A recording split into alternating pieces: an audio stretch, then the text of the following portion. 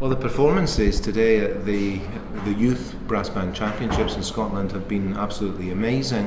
To think that there are so many young people out there reaching such a high level so early and getting such good grounding as well, and all the basics of playing brass instruments and all the things about musicality and teamwork and so on. It's fantastic.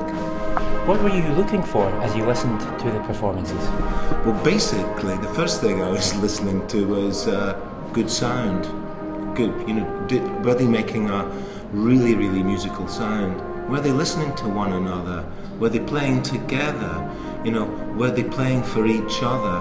Were they living out of each other's pockets? Were they passing phrases around the group? Had the conductor managed to sort of tease out all of the musicality right through the whole depth of the band? And there were so many children in the bands of varying abilities, and it was marvellous to see them latching onto each other.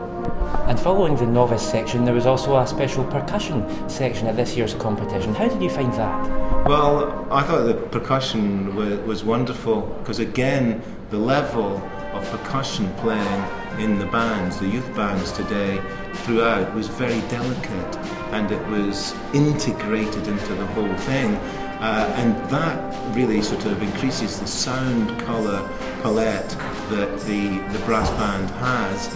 And then to hear some of those sections come out and play on their own is quite revelatory, because the music that they play, and some of it, I mean the Peter Graham piece, it was wonderful to hear a piece. Peter Graham, comes from here in Perth originally, and to hear that piece played here, it just, there's no other ensemble that can make those sorts of rainforest sounds like a percussion ensemble, and that we weren't let down by any group at all today.